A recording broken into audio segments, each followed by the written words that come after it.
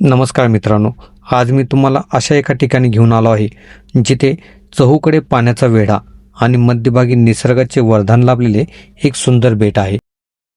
सांगली जिल्ह्यातील वाळवा तालुक्यातील भय येथील हे रामलिंग बेट आहे.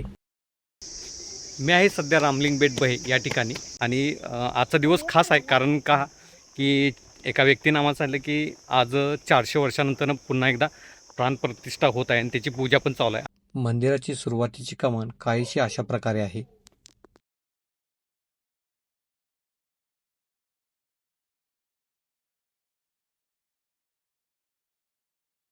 या मंदिराचे वैशिष्ट्य असे की समर्थ रामदास स्वामी यांनी जे 11 मारुती मंदिर स्थापित केले त्यापैकीच हे एक मंदिर आहे. या मंदिराची स्थापना जी आहे ती 1573 साली करण्यात आलेली आहे. या मंदिराच्या आणि मूर्तीच्या स्थापनेबद्दल एक अतिशय रंजक आख्यायिका सांगितली जाते.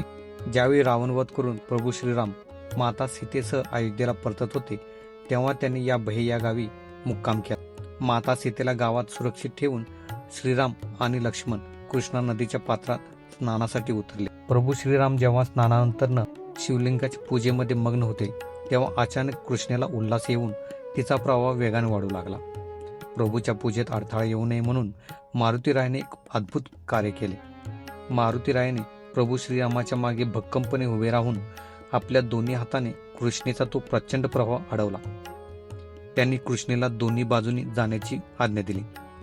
मारुतीरायाने अशा प्रकारे प्रवाह थांबवल्यामुळे तिथे एका बेटाची निर्मिती झाली, जे आज रामलिंग बेट म्हणून ओळखले जाते. आणि म्हणूनच प्रभू राम मंदिराच्या मागे मारुतीच्या मंदिरामध्ये मारुतीरायाचे 2 हात बाजूला पसरलेले दिसतात.